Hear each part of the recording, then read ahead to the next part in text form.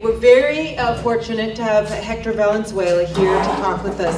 He's like Dr. Penn. He's somebody who's within the system, the state-funded system, and yet he's looking at truth and he's willing to put the truth out there. He's in the crop science division at Manoa at the CTAHR program. And back in 2001, he started looking at it. That's his job, is to study all the different species of the crops and see what is the most healthy. And he started asking questions and talking to the community and talking to his students. And at that point, the head of his department told him to stop. His director of his department told him to stop talking about this. And so for 10 years, he was in a big discussion or being told not to talk and basically being made mum.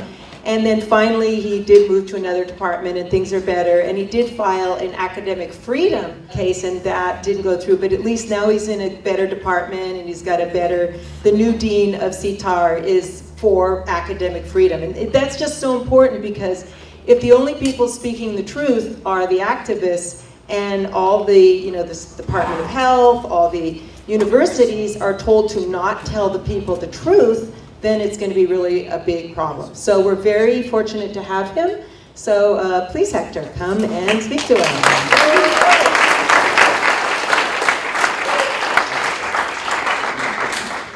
Thank you for inviting me to come to Maui. I feel like I have been in exile. In 2006, I was invited to give a talk like today after a movie with Lauren Pang. And the county director, which was a super pro-GMO at the time, told me that if I came to Maui, I could no longer use any UH research facilities from the university. And I guess this was endorsed both by the county director at the university and also by the dean of the college. So finally, the shackles were unbound last year. Again, thank you for inviting me, and I'm happy to be back.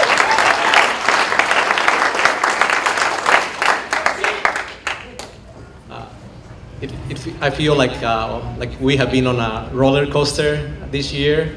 There's been all kinds of activities all over the state, beginning with the visit from the Bandana Shiva earlier in the year, a march of about 600 people early in Haleiwa, a march every week of the month in March, marches in May.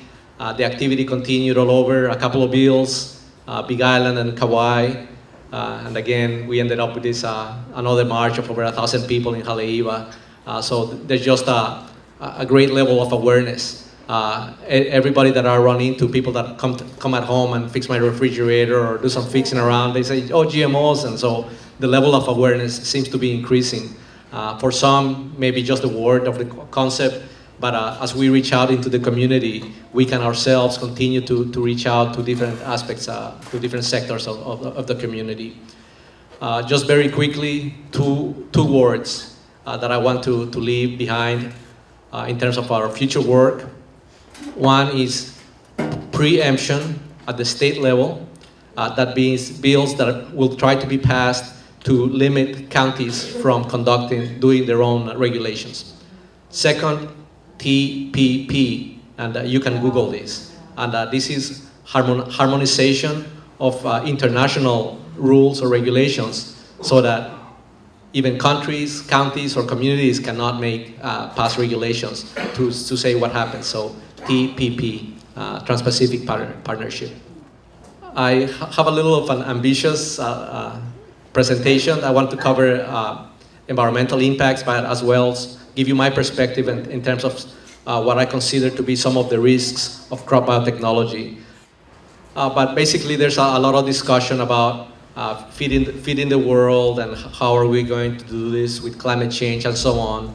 And this is the editor of the food editor for the New York Times. And he talks about the claim about we want to feed the world. So what are the chemical company goal? But he claims it's more like, let's just ramp up sales. And the actual solution to hunger and to feed the world is more about low input, small scale, diversified farms and production.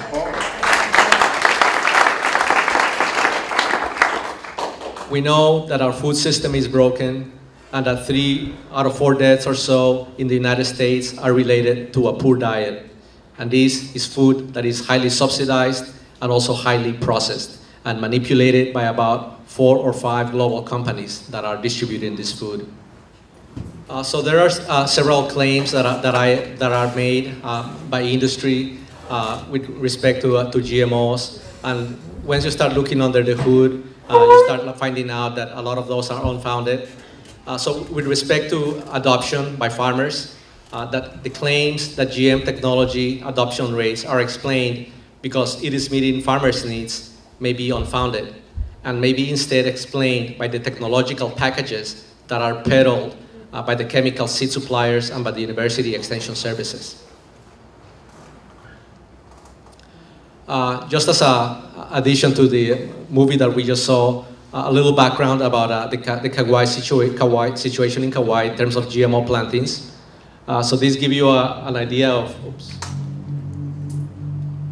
of all the plantings throughout the islands. And here we're talking about West Kauai with Dow, Syngenta, Pioneer, DuPont, and Syngenta.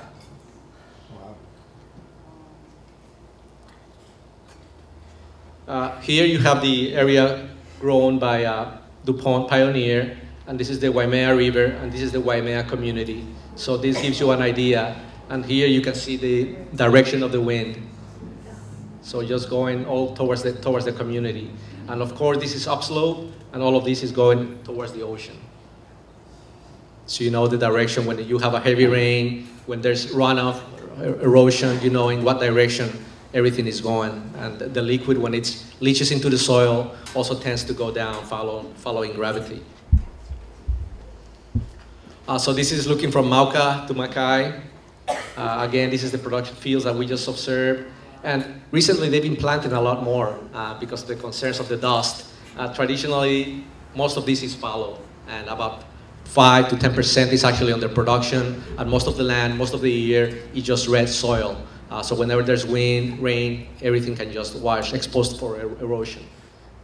And Waimea across the river, you can see, you can imagine that there's probably wildlife trying to live here, birds and other wildlife, and Waimea River.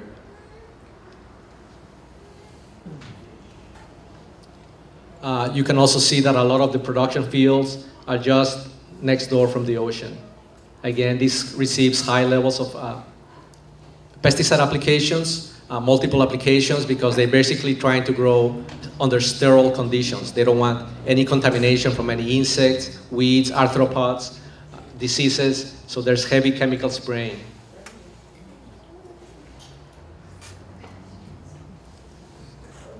Another perspective here of the GMO fields in close proximity. So this is the other side of the town, Waimea. So they are basically surrounded by GMO cornfields. And I should indicate that the same kind of picture is observed in several of our islands, including Oahu, Molokai, and also in Maui. Correct. Just upslope from the community and from the ocean.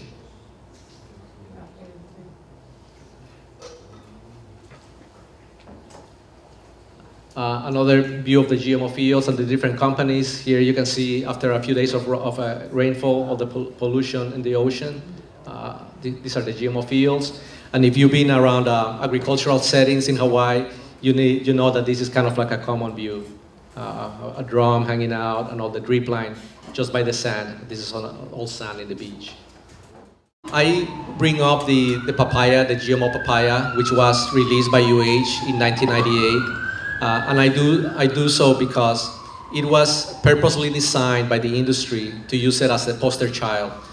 So actually Monsanto and Cornell University, along with Dennis Gonsalves, they developed a papaya committee or organization back in the early 90s. And their purpose was to promote GMO papaya across the world. So it's kind of like you getting your foot in the door. If you can get communities or countries to accept an edible GMO crop, this may facilitate the deregulation of the entire industry in that particular country.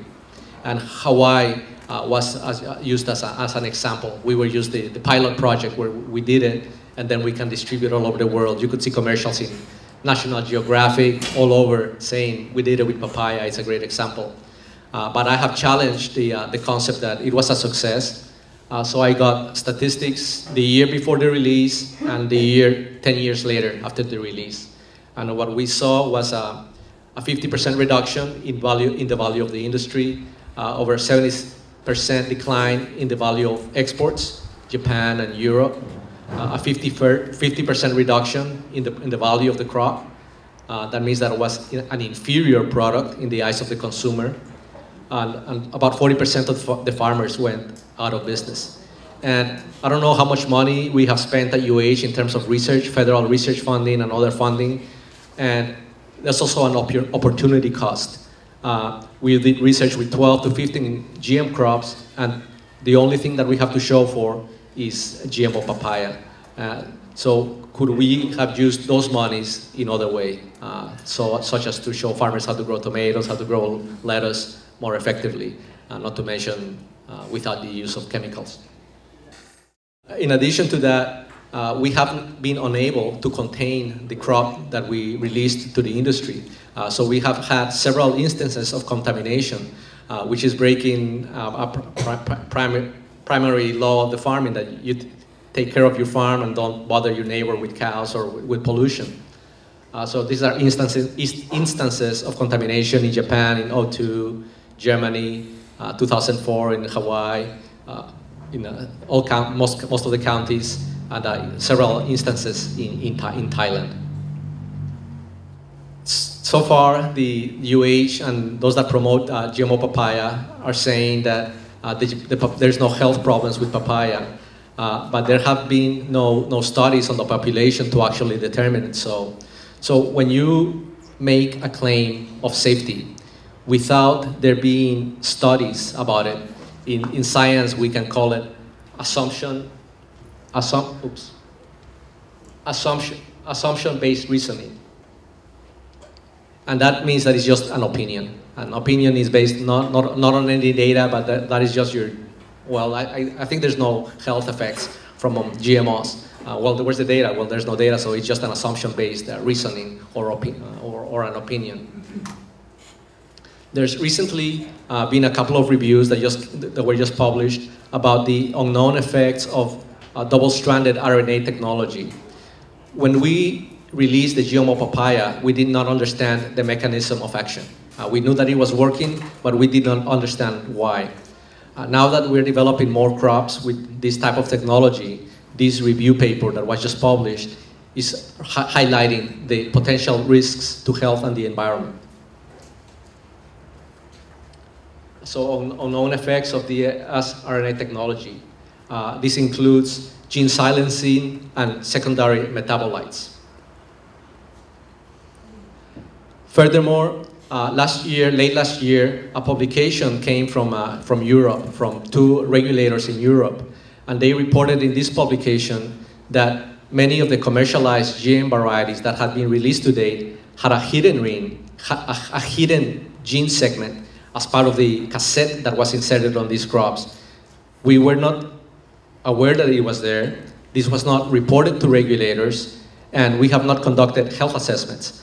So this is 15 years after the crops were commercialized, and we realized, oops, there's this DNA segment in this cassette that we have introduced in all of these crops. And okay, we're gonna determine whether it's safe or not. They conducted some models, computer models, but how reliable are computer models? And based on those models, they say, well, there's little risk of health effects, but there may be some potential adverse effects. I realized that this hidden gene was also present in the rainbow papaya. I tried to read the publication, and then I approached my colleagues at the university, the papaya team, and say, there's this hidden gene in papaya. What's up? What's going on? Do you have any studies? Can you give me some feedback? I sent emails, and several months went by, and up to today, I have been unable to get full disclosure in terms of what they did know, what studies they conducted, or what they didn't know. I asked if they informed the Japanese government when they decided to deregulate the crop in Japan. And they told me, we gave them everything. And I did it on TV. And they said, we gave them everything. And I'm saying, please share with me the documentation where you actually mention the presence of this DNA segment. And again, it's been several months. I asked about this from March 19, September the 12th. We're in December, and I still have not received a response from the papaya team in terms of what potential risks there may be from this DNA segment. Separately, in the literature, this gene, which is called gene 6, is well characterized in the literature. And these are some of the health adverse effects that are known from this specific gene 6. Plant toxin, interference with host plant defenses, interference with mechanism of protein production, which are common to humans and plants, and disruptor of the RNA silencing. As one example, in the literature, they treated a tobacco plant with gene 6, and the tobacco plant became susceptible to diseases of the cabbage family, a totally different family. Gene 6 belongs to the cauliflower mosaic virus, to a promoter, which is kind of the attacks the brassica plants. So this virus was able to transfer to make the tobacco become susceptible to brassica diseases, which is, whoa, wow. This is an early assessment from Australian Environmental Agency in terms of the risks of GM varieties that have viral resistance. So they mentioned risks. These include whether genetic modification techniques to confer virus resistance may or may not change the dispersal and the evolution of viruses, and whether plant viruses and more damaging viral plant diseases and epidemics could be brought upon in this process. These are question marks that were brought up early on in the process. We have seen other instances where the industry reports, oops, we found a DNA segment that we actually did not report it to regulators. So what happens is that you have a cassette which has viral DNA, bacterial genes, and so on, but you're supposed to report all of the segments that you're introducing to the plant to regulators. You're supposed to report everything and say, we evaluated the safety. You're not supposed to come like 5 years later and say, oops, we found a hidden, unapproved segment, and well, we're gonna look into it and everything's fine, nothing to worry about. In science, you're actually supposed to come up with, well, we treated animals, we conducted animal studies, we conducted all this research, and everything's okay.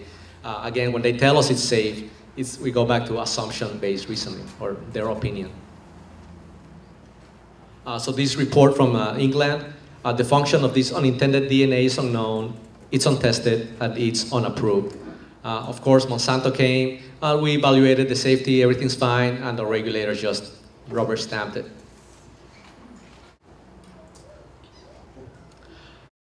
There has been literature reviews, and they call it superfluous transgene integration in plants. They call them superfluous genes because these DNA segments have no role. They just happen to hitchhike and join the cassette that you introduce, but they have no specific function. And the question mark for us skeptics is, how could it interfere with gene regulation? What could it be doing within the plant? Or if we consume it to our genes, what side effects could it cause down the road? These are just question marks. Another question is, again, whether we actually have alternatives. When they talk about GMO papaya or GMO taro, they're talking as if we would have no options. However, there's a question marks. Are there other options? Around the same time where we had that viral disease with papaya, we also had a big epidemic in Hawaii, and it was called the tomato spotted wilt virus. Just like they did with papaya, it destroyed our lettuce industry, it destroyed our tomato industry, but our tomato growers adopted what is called integrated pest management, which is based on cultural practices, and you use pesticides only as a last resort. So I went back, I looked at the statistics, again, 10 years before and 10 years after the papaya was released, which was coincidental to the tomato. And the tomato industry actually increased sixfold in value. So this strategy was very successful just by using conventional production practices.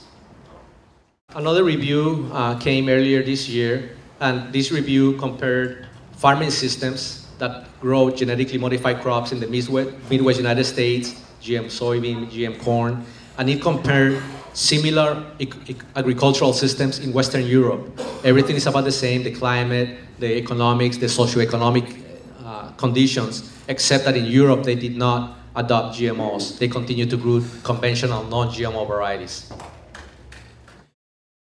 Based on this evaluation, that this publication, this scientific publication, they compared similar production areas in Western Europe, and they found that the yields in the United States are lower, pesticide use is higher, and the concentration of the industry's supplies has increased. When you heard the, I don't know if you guys watched the evening news after the rally, and the industry lady came and said, these protesters just don't get it. Farmers need GMOs because it helps to control their pests, they use less pesticides, and they have higher yields. So we just hard-headed and don't get it. But the evidence seems to be showing otherwise. So the authors conclude that these trends in the United States with lower yields, more pesticide use, are correlated with a narrowing of the germplasm diversity for most of the staple grain crops in question. So I call GMOs industrial agriculture version 2.0, and these are some of the problems that we have observed with industrial agriculture: soil fertility decline, environmental damage, health hazards in the food, especially highly processed or with chemical residues, reduced food quality at the expense of transportation, it's very energy intensive, and it's costly to society, especially in hidden costs, subsidies and medical costs when things go wrong. Looking at the industry, we also know that they have a poor record in terms of the products that they have produced in the past. Examples of products include Agent Orange, PCBs, a range of pesticides, bovine growth hormone, a GMO milk, and today genetically modified crops. And we know that there was early evidence that many of these products were harmful to human health or the environment, and that for several decades the industry denied that these products were harmful because they had a virtual monopoly on the products. They were making immense amounts of money, and they were unwilling to allow regulators to limit their use. With PCBs, with Monsanto, in Anniston, Alabama, we know that 50,000 gallons were leaked into creeks, millions of pounds were placed in landfills. In Missouri, contaminated soils in 100 sites. And the managers, they knew that these products were harmful, but they were doing it in disadvantaged communities. A classified report was published in 1990 by the US Navy or Army, Admiral Sumwalt. And in this classified report, as early as 1983, both industry and government knew about the harmful effects of PCBs and Agent Orange. Again, in public, they were saying, in the media, they were saying there's nothing wrong. There was a lot of lawsuits, but this classified report says we knew that this was harmful. This same report indicates that a study by BASF, which is a big GMO company, from 1983 was falsified. A reanalysis revealed statistically significant increases in cancer of the respiratory organs, lungs, trachea, etc., and cancers of the digestive tract. Agrochemical, another big GMO company, they were also aware as early as 1964. So again, as early as 1983, both industry and government knew about the harmful effects of PCBs and Agent Orange, according to Admiral Sumwalt. When it comes to crop biotechnology, the risk in general can be classified as environmental, health, especially of the people first in line, field workers and consumers, and also social, economic, or socioeconomic impacts on communities. So are GMO safe? Are they safe for consumption?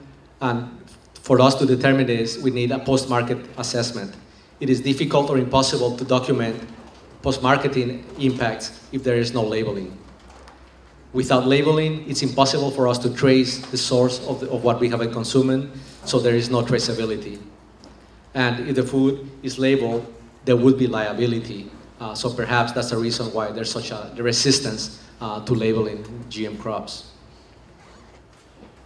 The foundation of crop biotechnology is called the central dogma of molecular biology. And this was based on the concept that one protein has an impact on one gene, and that's it. So if we want herbicide resistance, we can find one gene that is going to be responsible for that action, but make the plant resistant to herbicides, and that's the end of the story.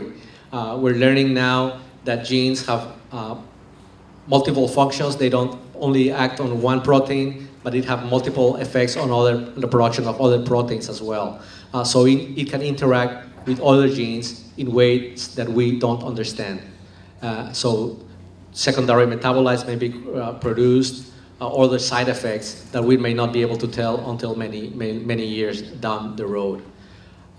So very commoner biologists indicated that this concept was fundamentally and critically flawed. This is a view of a promoter which is introduced into genetically modified plants for a specific purpose. Here we have for the rainbow papaya. This is the viral protein that makes the plant resistant to the virus. However, it needs a promoter, which is the switch. It switches it on or off, and it has antibiotic markers, so you can identify that that plant has that cassette properly inserted. And here's the hidden DNA segment that I talked about, gene segment. So it's not the entire gene, but it's only a part of the gene 6 that hitchhiked and got here apparently without our knowledge. However, we do know that gene segments also may be physiologically active. I borrowed this slide from Dr. Lauren Pang.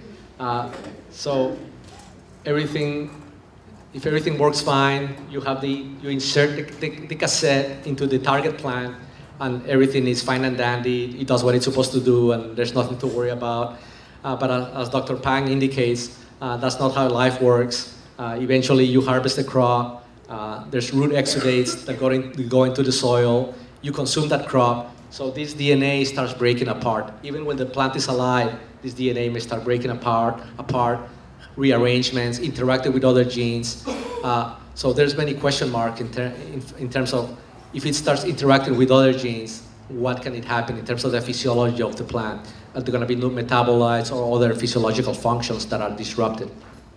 So this DNA, again, can go into the soil, into the environment, interact with other species, with other organisms, with the environment, and what are the possible consequences? And this is where skeptics are saying this is where we actually need to conduct this research. Starting to look at some of the areas where this DNA can go out or about. DNA doesn't always break down in the alimentary tract.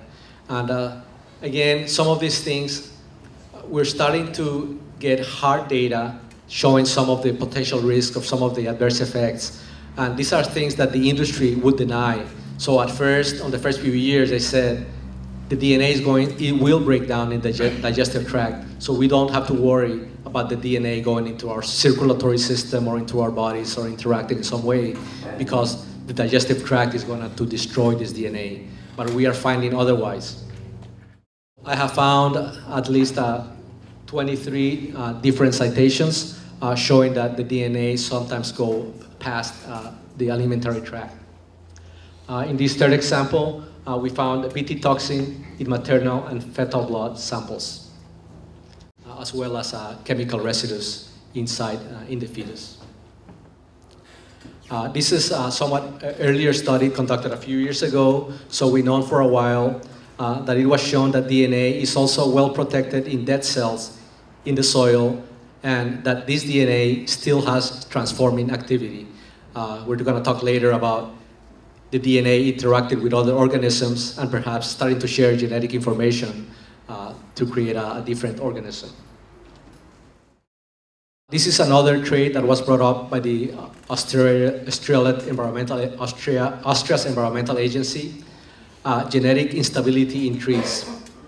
The stability of expressions, a common problem in all transgenic organisms, is a special problem in trees. Instabilities were found in the field experiments with trees even after a relatively short time. Pleiotropy and position effects were found to be relatively common in trees under field conditions.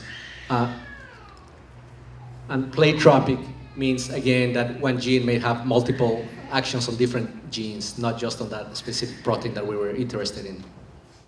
With respect to the GMO papaya, and I have asked for this information, it would be interesting to find what is the DNA sequence that the original DNA sequence that they used to introduce, and what is the DNA in plants that we see today in the field, to see how much has this DNA or genes have transferred, moved around or reshuffled within the genome in papaya.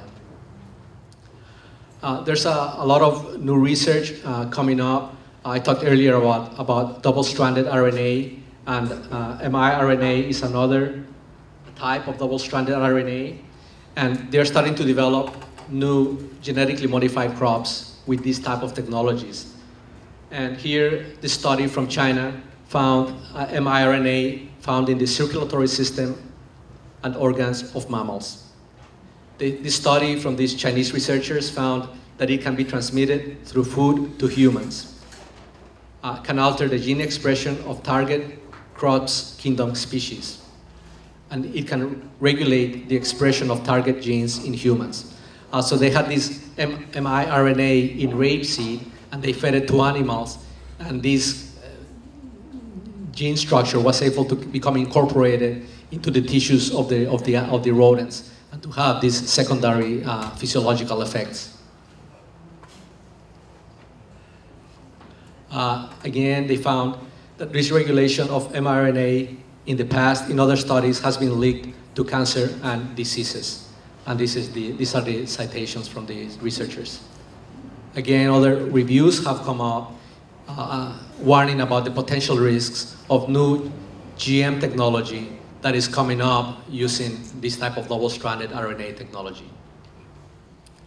Meanwhile, we can look at literature reviews that look, what do we know about the health effects or environmental impacts of crops?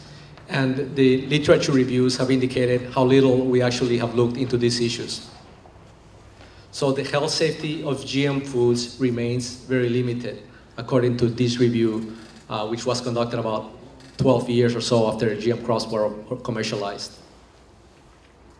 The current risk assessment, according to this review, may also be inadequate.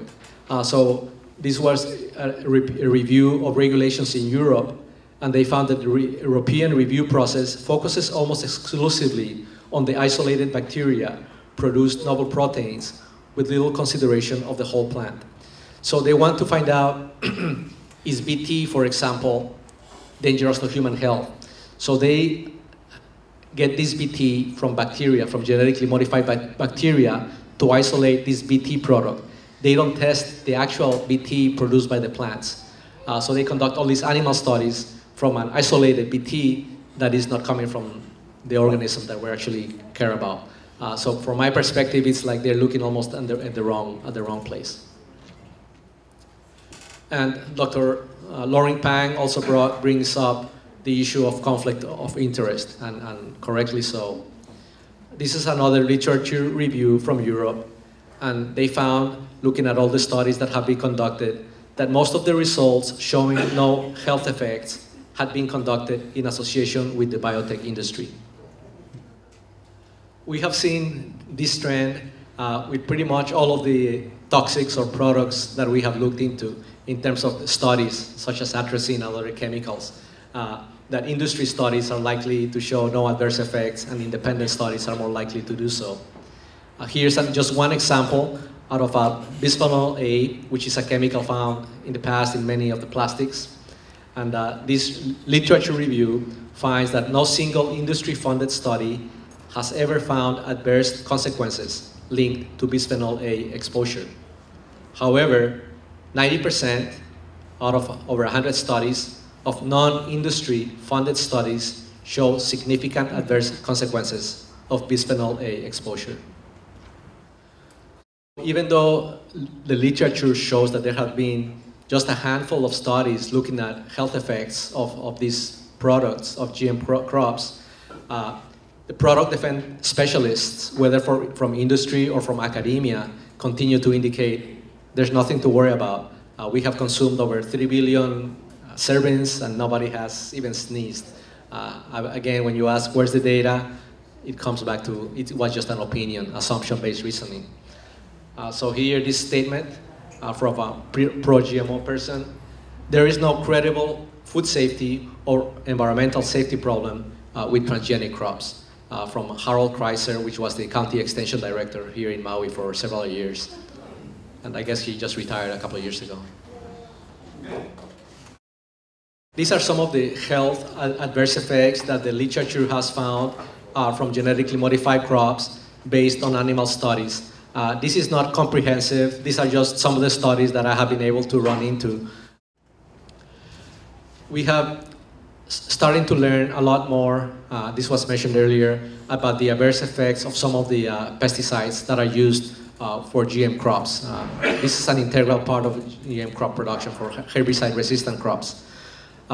Researchers from Europe looked at the regulatory papers that were provided to regulators by industry back in the old days, and even from those regulatory papers, they found that those studies found adverse effects on the animals that were when the studies were conducted.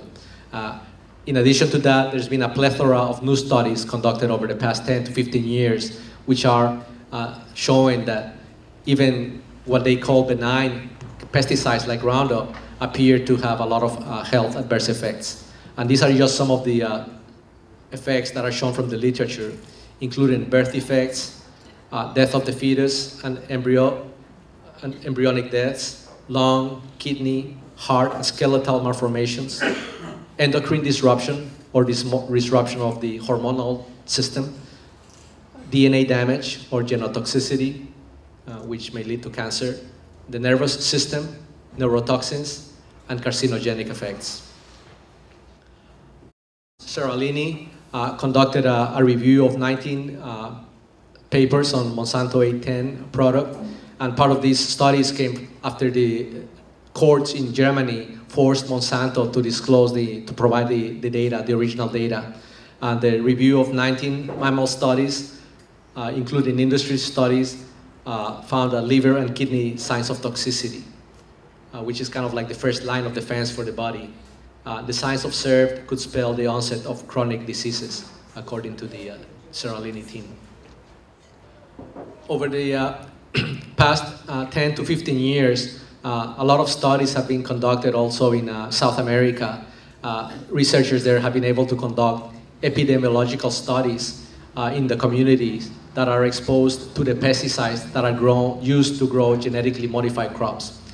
Epidemiological studies consists of going to the communities that are exposed to these pesticides because they're applicators or their family, they work in the farms, and then they go to similar communities with similar socioeconomic backgrounds, same ethnic and socioeconomic backgrounds, but that are not exposed to these chemicals. So then they can conduct some level of scientific evaluation and publish these studies in medical journals. And these are some of the first observations that we are getting from studies in Latin America. The results of these studies are being supported by similar type of surveys that are conducted on wildlife, on amphibians, frogs, alligators in South America. And the same type of studies and results are being observed from research that is being conducted in the laboratory in the United States, Europe, and Latin America, based on animal studies in the laboratory, which we are observing same type of symptoms. These have included birth defects, skeletal malformation and growth deformities, 4 times the amount of cancer, congenital malformations and stillborns, epidemic of cyclopia or one eye in the baby, observed in areas with high levels of Roundup exposure, such as Colombia, where we had that, how do you call that, drug eradication program for a while. Again, these are published in the medical literature.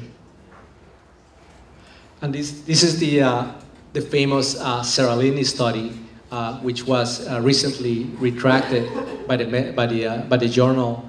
And this happened a few months after editorial board member was added, and this editorial board member used to be a Monsanto employee. The retraction of this study will put the regulatory agencies in Europe in a quandary, because the study was in many ways superior to the studies that were used by industry to deregulate these products. So they came, conducted this study, which was a $4 or $5 million study, and the level of measurements was way superior to those conducted by industry. Apparently it was retracted based on one single factor, based on the evaluation of tumors, but the study was not intended or designed to study tumors. They conducted all the measurements that they intended to study, but they happened to observe the development of tumors. And based on scientific protocol, you are supposed to report that you observe tumors if you happen to do so. The study did have controls, so the results that they're observing are compared to those animals that did not receive either Roundup or that were used a non-genetically modified crop. So it did have proper controls, and the retraction did not criticize the methodology or the integrity of the data. It just referred basically to his claim of so-called tumors in these animals. But just of some of the observations included early death, the females, 2 to 3 times the rate of controls, and also earlier deaths. Tumors in males, 4 times those of the controls, which occurred 600 days earlier compared to the controls. Liver, males 2.5 to 5.5 times as the controls, congestions and necrosis. Kidney, several kidney nephropathies, 1.3 to 2.5 times as the controls. 76% of altered parameters were kidney related. They observed endocrine disruption. These results can be explained by the nonlinear endocrine disrupting effects. Also, the pituitary was the second most disabled organ. And also, the sex hormone balance was modified. Of course, the question mark from the consumer perspective is, how come this was the first lifelong study conducted on animals? How come we don't have 100 studies that have looked into this issue? I mean, we're talking at a multi-billion annual industry, so how come we haven't conducted these type of studies? It was the first study that was conducted during the entire life of the animals, compared to those used to deregulate the crop, which were voluntary 90-day animal studies. We know that there's several holes in the regulatory process. This is not based only on critics, but also in the internal studies conducted by the agencies themselves. This is a General Accountability Office, which is the research branch for Congress, in which they indicated increased oversight is needed. USDA 2-year internal audit of 2008, which indicates current USDA regulations, policies, and procedures do not go far enough to ensure the safe introduction of agricultural biotechnology. And the FDA, this is a study brought up by Dr. Pang, the FDA can't keep up with the science to fulfill its mission. The courts have seconded this perspective. These are some court cases from Hawaii. The first ruling indicated that the USDA must disclose the location of biopharmaceutical field trials. Another case indicated that the state violated the law by not requiring an environmental impact statement for GM algae approval in 2006, GM algae approval in 2005. And another ruling that the USDA violated environmental law on biopharmaceutical permits. In terms of environmental or ecological risks, these include the loss of biodiversity, and the main factor is simply because we are promoting the same model of large-scale monocultures. Again, the experience from places like Argentina or Brazil, looking at the statistics since these crops were introduced, is that in Argentina, food production has declined at the national level. The level of deforestation has increased at the national level, just because the level of monocultures are increasing at an unprecedented pace. Superweeds, insect resistant or superbugs, and the development of secondary pests. Traditionally, in the production fields, when we see that the primary pests have been controlled, say you can control your aphids, that other secondary pests take over, like whiteflies or mites, and that these secondary pests become the primary pests, and now you have to bring up new cocktail of chemicals to deal with this new development of these new pests that in the old days did not used to cause a problem. Genetic pollution or contamination, effect on non-target organisms, and perhaps the scariest is always what we don't know, and these falls under the other unintended consequences, things that we may just end up finding several years down the road. With terms to biodiversity, while agriculture is relying more and more on a narrowing germplasm, research shows that diversified systems require less pesticides, have lower pest levels, and higher productivity. This is based on the earlier review that I mentioned from United States versus European crop production systems. Similar as with the health studies, literature reviews in the scientific literature show that key experiments on both the environmental risks and benefits are lacking from GMO environmental impacts. So we haven't conducted the studies. This is about 6 years after the crops were commercialized. According to the Austrian agency, ecological data are only collected on less than 1% of GM crop releases. I mentioned this earlier from my perspective that when looking at potential risk, it's almost like we're looking the other way or looking at the wrong way. I mentioned earlier the BT protein. BT safety studies from isolated protein produced by bacteria, not from the actual genetically modified plants. So the product actually may be different because it's not interacting with that cassette that we introduced into the plant.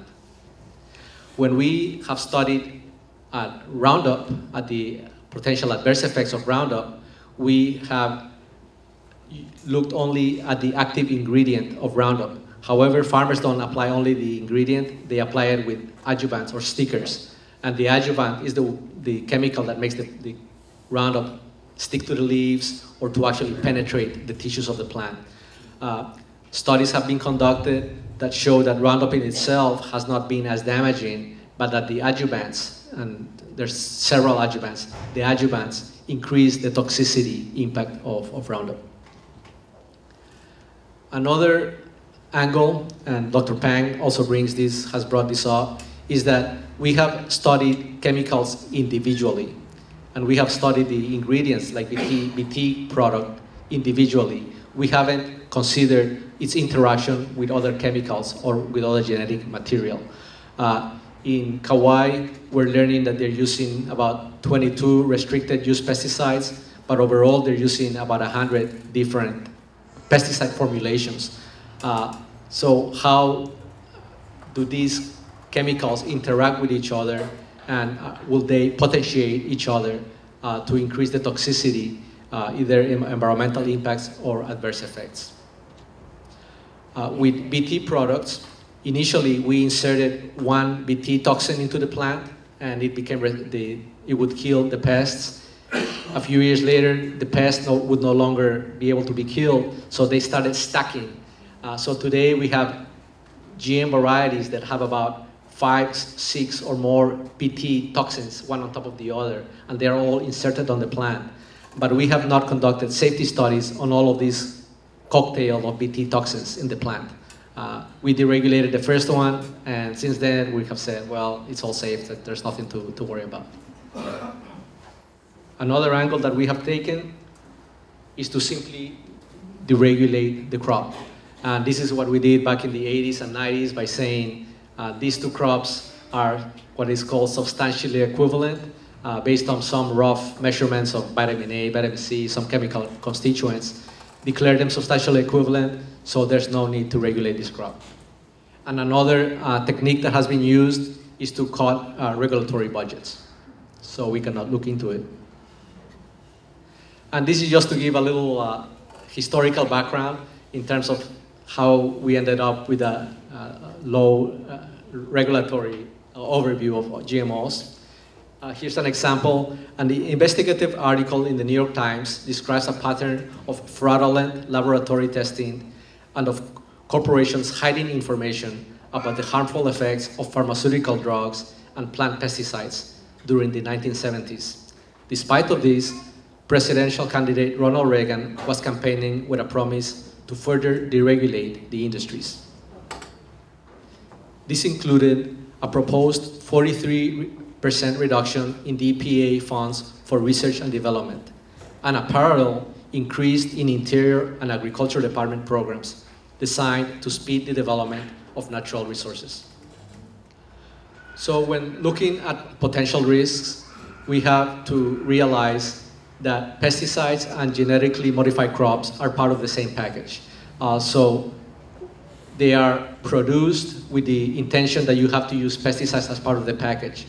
So when looking at health risks, environmental impacts, they are one and the same. They are like conjoined twins. This is perhaps based on the fact that the top 6 GMO companies also control about 70% of the global pesticide market. We saw in the movie earlier about the statement from the American Academy of Pediatrics, where they're concerned about children exposure to pesticides, especially around rural communities. And the American College of Obstetricians and Gynecologists and the American Society for Reproductive Medicine also recently came up with a statement a couple of months ago with their concern about the exposure of toxins and pesticides on reproductive health. So with GMOs, just like with industrial agriculture, we have observed a pesticide treadmill. Pesticides and GM products are only effective for a few years, and you have to continue to come up with new products and new varieties. We have seen incidents of resistance to pests in several areas, and again, early on, the industry would tell us that this would not occur, that we were going to be able to manage issues of resistance. So we have seen these reports from India, Puerto Rico, the southern US, South Africa, Brazil, and more recently is moving upwards into the Midwest. We have seen the development of more and more secondary pests. This is an example from China, where they saw an explosion of myriad bugs, 12 times an increase in their productivity in their populations. Increased resistance to pesticides, reduced economic returns by farmers. And we have seen it with a range of crops, with cotton, with BT cotton, and other GM crops, such as with aphids. We have seen the increased development of superweeds, and this early report from the New York Times, with farmers saying we were back to where we were 20 years ago, and claiming this is the single largest threat in production agriculture that we have ever seen. By that time, they had 22 weed species in 22 states with 20 to 25 million acres. And the numbers that I've seen is more today, about 40 to 60 million acres where there's resistant weeds. So farmers have to rely on other herbicides to manage weeds. With some of those weeds, they actually have to go to machetes because the weeds are big trunks, unable to control with Roundup. And Monsanto and industry again once argued that resistance would not become a major problem. This is another example of industry studies. The industry originally claimed that this pollen would spread only by 1,000 feet, and an independent study from the EPA found later on that it could spread 9 to 13 miles. An early review from the Austria Environmental Agency found no hybridization barriers were found between GM and non-GM varieties. That means nothing would stop them from crossing with each other. Dispersal of transgenes following commercialization is inevitable. And I think we can say pretty much the same with GM alfalfa. Horizontal gene transfer is another angle that critics have been looked at in terms of what could happen. And this is just an example of reports during the swine flu epidemic. According to the LA Times, they report never before seen mixture of viruses from swine, birds, and humans. That for some reason they ended up commingling with each other. When flu viruses from different species infect pigs, they can mix inside the pig and new mixed viruses can emerge. Again, this is the early review from the Austria Environmental Agency, where they mention whether genetic modification techniques to confer virus resistance may or may not change the dispersal and the evolution of viruses, and whether plant viruses and more damaging viral plant diseases and epidemics could be brought about in the process. So again, just question marks. We know that viruses have viral properties. They like to mix around, they like to jump around. So what could go wrong, and that we should be conducting this type of evaluations. This is another example of horizontal gene transfer or lateral gene transfer. And this study reported in the Proceedings of the National Academy of Sciences mentions the possible gene transfer from bacterial to beetle, allowing the coffee beetle borer, allow it to better digest the coffee. And that, as you know, became a new pest in Hawaii. So this lateral gene transfer may have allowed the pest to develop a taste for coffee and to be able to digest it. So just an example of what can happen. There's been a lot of research looking at non-target effect on non-target organisms. And here we see Bt toxin from Bt crops has been shown to affect the growth, reproduction of several beneficial insects. Bt toxin also affected aquatic organisms, and we have springtails or soil decomposers damaged in high concentrations. Contrary to industry claims, we know now that Bt also persists in the environment from 180 days to 3 years. Non-target herbivores and higher order arthropods have been affected. And the Bt toxin has also been found on streams. Antibiotic markers have also been found in the environment. GM markers were found in nearby wells and groundwater close to piggeries that are fed GM crops. So the antibiotic markers were present in nature or interacted with native biota. And again, the concern is that this antibiotic resistance could be transferred to other organisms and to humans. And a recent study from China also found antibiotic markers on 6 major rivers in China. With respect to antibiotics in the environment, it has also been reported that drug resistance could be transferred from genetically modified crops to environmental microbe species inhabiting the soil, or from lactic acid bacteria in feed in the intestinal bacteria. The data from our study suggests that pollution of synthetic plasmid vectors sourced drug resistance genes in rivers may be another cause of drug resistance in animals and humans. Therefore, the potential hazards of environmental releases of synthetic plasmid vectors and genetically modified products containing the vector components should be given more attention. Also, synthetic plasmid vectors may be a potential source of antibiotic resistance, according to these researchers from China. So in terms of non-target effects of Bt crops on reproduction and growth, we have seen adverse effects on ladybird beetles, on lacewing larvae, which are beneficial insects that feed on the bad guys, monarch butterflies, longevity and behavior of bees affected by protease inhibitors, springtails, which are soil decomposers, damaged in high concentrations. I'm not going to go too much into bioprospecting, but it is a concern in terms of exploiting indigenous or natural resources for profit. I do want to mention another aspect that I didn't touch on my talk, which is the impact on bees. There's more and more research from pesticides, but also from some genetically modified organisms like BT itself that is having an impact on bee populations. Another angle that I didn't touch in terms of environmental impact is information that we're getting, a lot of it from Dr. Huber, from the environmental impacts of Roundup herbicide.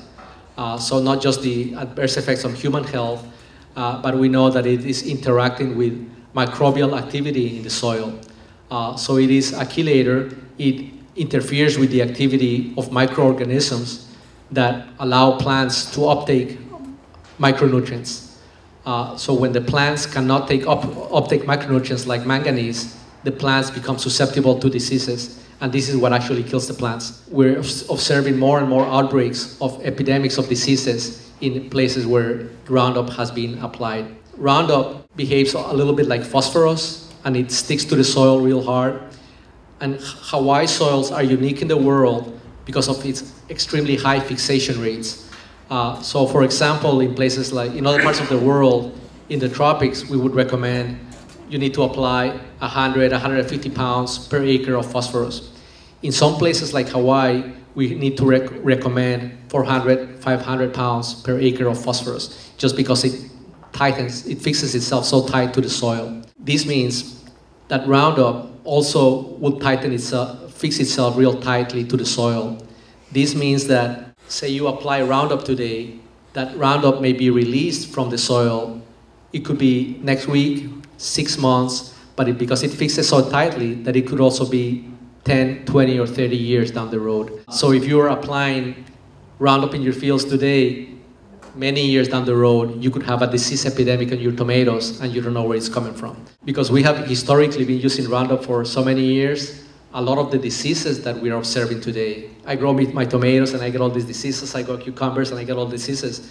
These could be a secondary effect from earlier Roundup applications. And this is something that we really haven't looked into. Roundup seems to have an effect on microbial activity in the soil and to be a chelator of micronutrients. Dr. Stephanie Seneff's angle is that Roundup also interacts with microbial activity in the gut. She's coming from the same perspective that some of the micronutrients may be deficient in humans, and these may be leading to a range of health disorders. So she's making connections based on the scientific literature of Roundup affecting microbial activity in the gut. She's also making connections based on the research literature on the deficiency of specific nutrients where several human disorders like diabetes and many obesity and so on. But we yet haven't made that connection between Roundup and the final disease that we're observing in humans. So again, the question mark is, why haven't we looked into it? Why did we claim this to be safe without having looked into all these angles? I just wanted to finish up with a note that there are many examples out there that there's a lot of alternatives to the technology of industrial agriculture. This is called agroecology, organic farming, sustainable agriculture, and this has been demonstrated in many instances. And there's a growing international consensus that alternative agriculture, ecological agriculture, may actually be the solution to better deal with the effects of climate change. We have seen instances again and again that after a serious disturbance of the environment, industrial farming systems have a real hard time bouncing back. And then highly diversified ecological systems are the first ones that spring up, come back, and continue their production system. There's a lot of alternative food systems, both at the local and national level. We have the local food movement, food security and self-sufficiency. UH, the college itself, has seen a shift towards sustainable agriculture, about 6-10 years ago, every position they hired was /biotechnology. Now we're seeing more and more positions /sustainable agriculture. I still don't know whether that transformation is real or it's just PR. In the mainland, we have seen a lot of sustainability programs, but their mentality about industrial ag is still in there. Today we see a lot of the big money on biofuels and GMOs, so the final story is still out to tell, but at least we have to try to work with them or with us. If they want to work with sustainable agriculture, let's try to work with them, especially the young faculty. There's a more demand for organic products, and there's more consciousness about the need to prioritize the use of land for food production. There's a global trend towards ecological farming. There was a global study, which you can Google, called IAASTD, conducted by the World Bank. About 400 scientists, about over 60 countries, for 4 years, and they came to the conclusion that we need to develop or focus on agroecological farming systems. There's been several studies conducted by people such as Preety in England, which indicates that agroecology has the track record and the potential to improve crop productivity in tropical climates. They conducted a survey of 286 projects in 57 countries, consisting of about 80 million acres. And they observed about an 80% increased yields by farmers that adopted agroecological farming systems. Again, all kinds of examples if we start looking into organic or ecological farming, both in Hawaii and everywhere.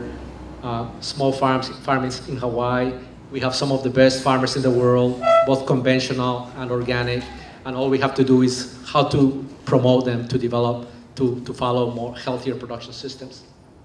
Organic farms, Cuba at the national level shifted to organic farming, increase of organic farming worldwide, and many successfuls of ecological farming systems around the world.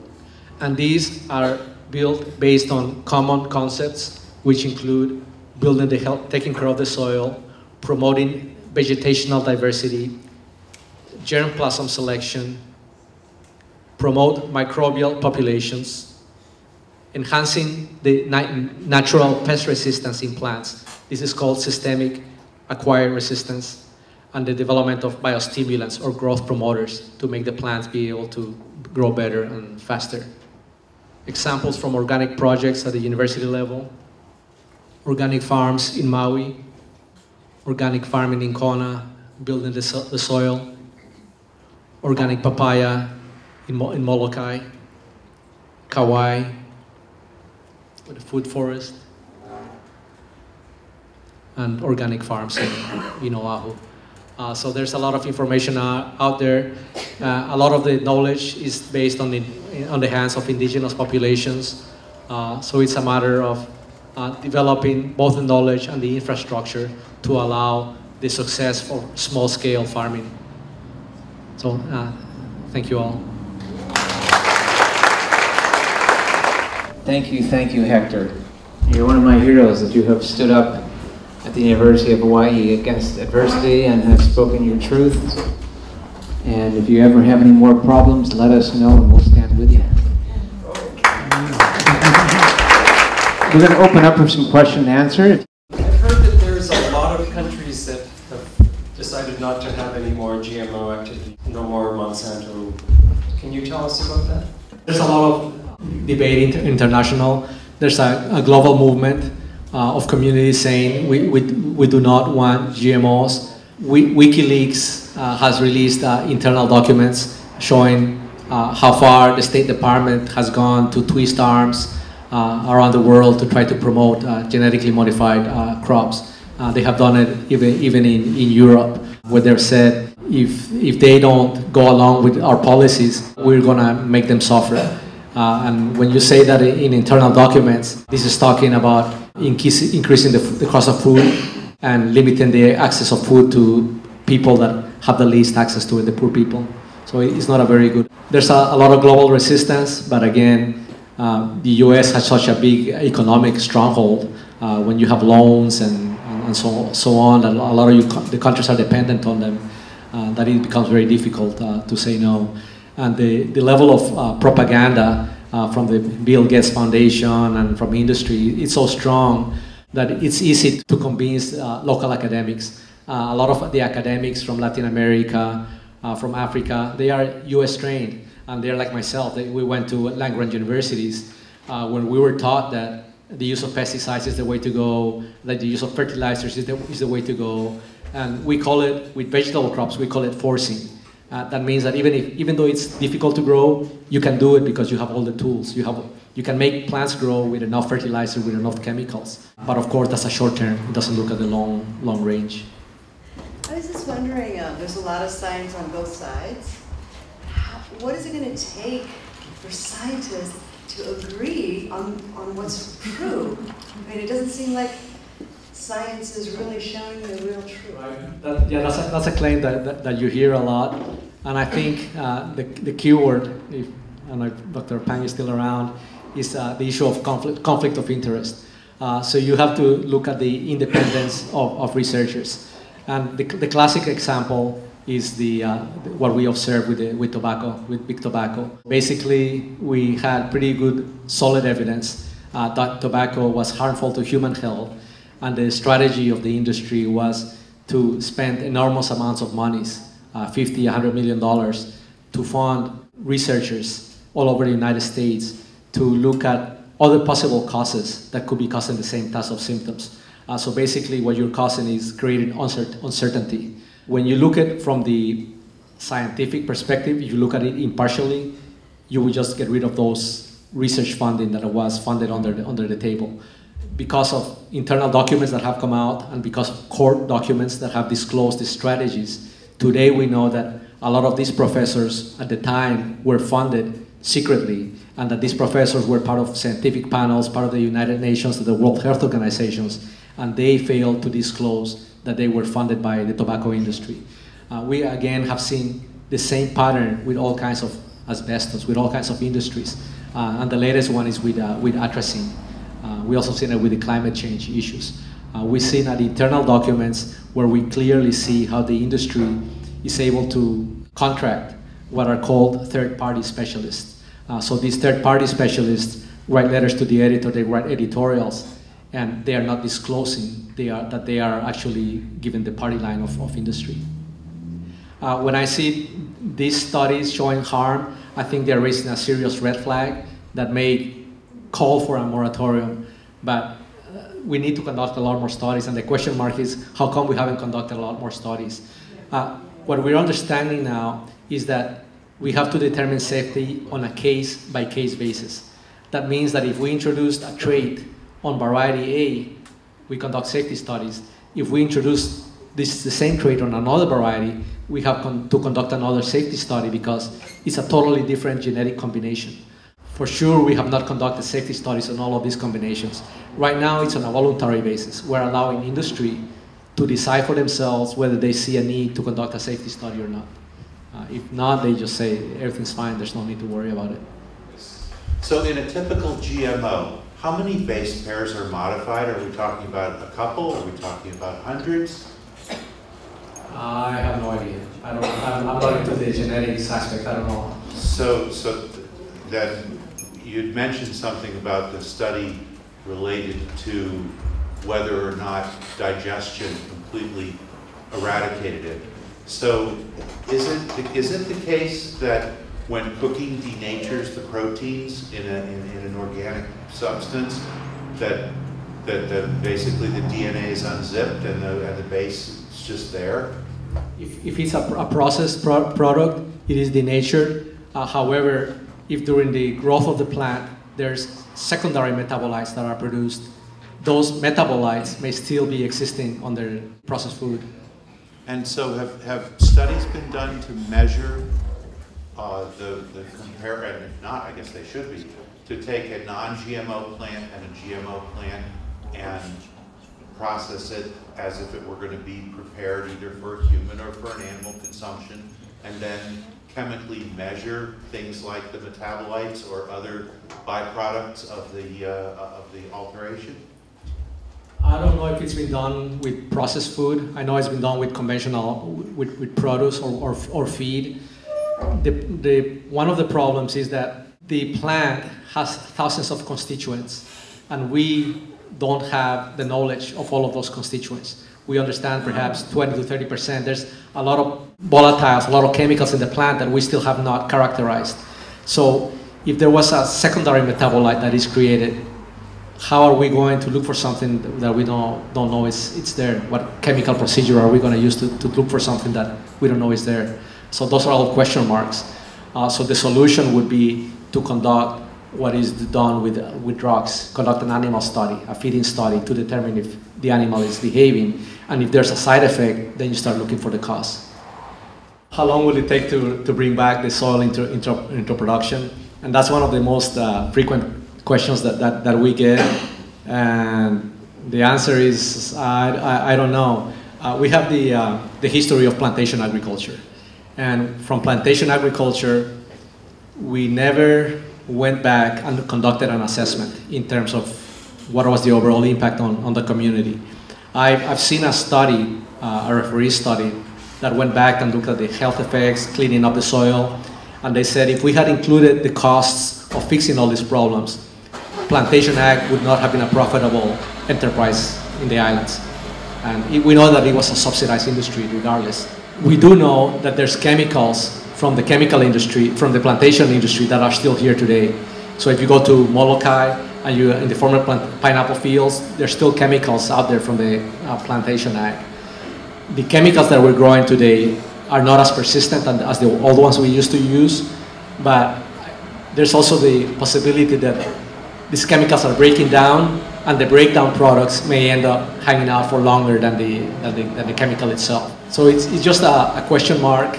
Like the Roundup, if it stays in the soil for 20 to 30 years, what are going to be the impacts on so long? So as an organic farmer, your first angle would be, I'm going to add a lot of organic matter, I'm going to start growing cover crops to increase the microbial activity, and the microbial activity is going to start helping to degrade all of those chemicals. There's just a lot of question marks out there in terms of how long would it take.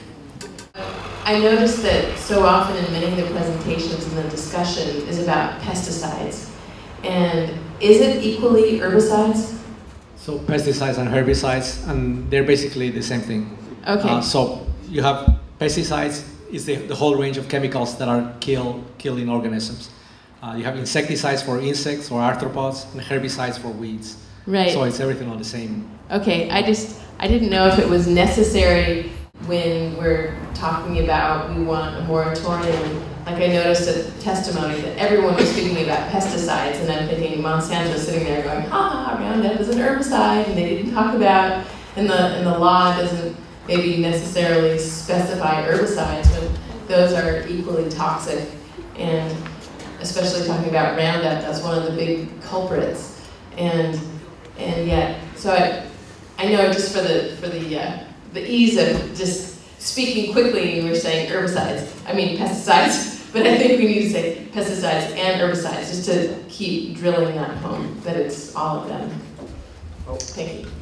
The industry is moving forward. It's not standing still. It's continue to do research on crop biotechnology, and it's looking at several new avenues in terms of their next generation of genetically modified crops. And this is why I made reference to these review articles about double-stranded RNA technology.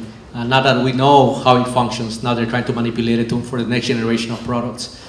And they may be considered, they are trying to release genetically modified mosquitoes, genetically modified insects. It's taking many directions, and it's going to be up for the public to keep abreast and say, this is as far as it's gone. I don't know if you guys know Elaine Incan. She's one of the top soil people. She's a consultant. She comes to Maui often. She started her research with a genetically modified organism, and I think it started to do really unexpected things in the soil. It just went out of whack. And I think that's the last research she did on GMOs and became an organic researcher. I just wanted to make one mention that I didn't bring up at the talk. One is that research that I mentioned about Europe and the United States, one of the things that the authors mentioned is that in the early part of the last century, farmers were an integral part of the breeding production system. The farmers are the ones that identify good varieties that we can introduce in breeding programs and develop improved varieties. If you look at the varieties sold by the University of Hawaii in their seed program, a lot of those varieties were identified by farmers. When we introduced genetically modified crops, we took farmers out of the equation. That means that one of the greatest sources of innovation and knowledge were taken out of the equation just for the purpose of profit. We have made similar mistakes in the past. We had the southern corn epidemic in 1970. We had a national panel that said, we are going in the wrong direction. We have to promote genetic diversity, which is essential for the survival of the human species on our crops. And with the introduction of GM crops, we threw out of the table. Something else that we've been working on in Hawaii is the development of seed production programs to teach the community how to grow seed, to develop our own seed banks. And the bigger picture is that Hawaii should become a seed bank to the world for providing vegetable crops, all kinds of varieties that we can share with the rest of the world.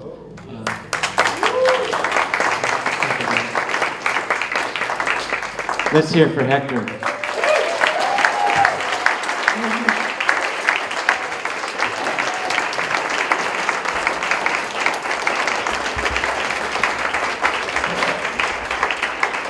So, how many of you guys are ready to get active?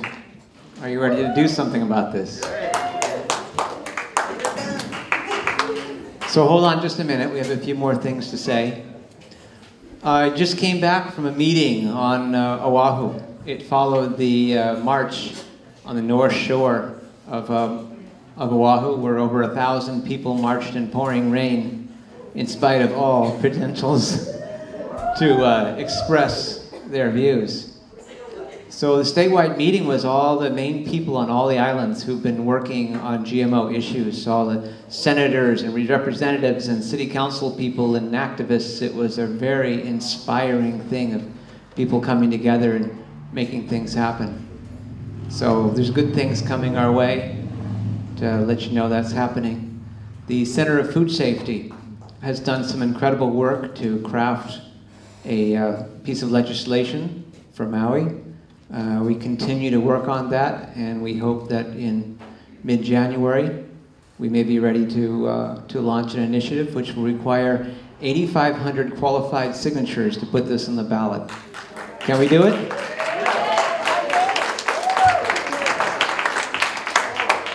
Now, gathering signatures is only a part of the piece. We have to educate a whole population. We have to overcome media campaigns that the biotechs will certainly put out.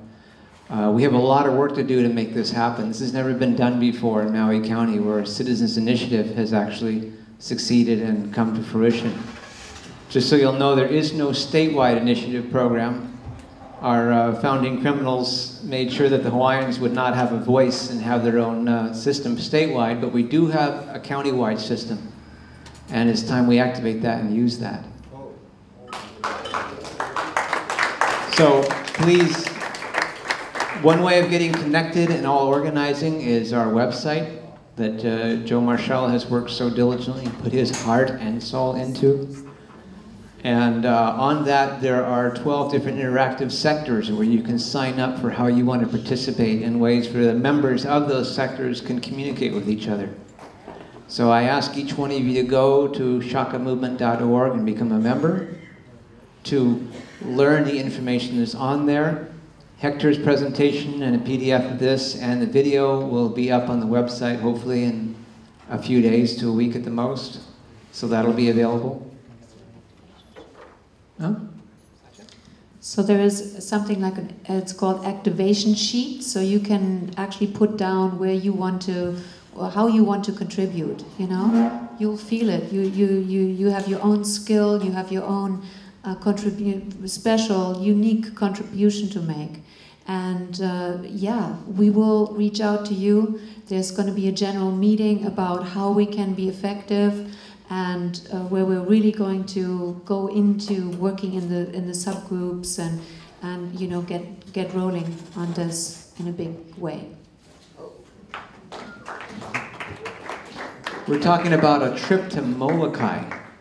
Molokai is super ground zero. You saw from that video that we presented, which was such a heartfelt piece. I was so impressed. What's going on there, where there's 2 major schools abut right to the fields, where there's been relentless spraying and total disregard for which way the winds are blowing, and sicknesses coming from the children in the school, just monstrous proportions. So we're talking about a group of us going over to Molokai, either chartering a plane or a boat and going over as a group, and Molokai residents putting us up for the night, having an overnight there, having a town meeting. How many would you be interested in going to something like that? Oh, amazing. It'll cost a little bit of money. It might cost $100 or something for transportation expenses, but it's something I'd like to put together. Okay, we'll have a piece of paper at the front there, so make sure you have your phone number and email there, or if you have your email there already, make a check mark, and we'll contact you about the Molokai trip. You have anything to add? It's all been said. All right, thank you so much. Meet someone new, and spread the word, educate yourself, educate your friends, make new friends, educate those, and you'll hear from us soon. Aloha.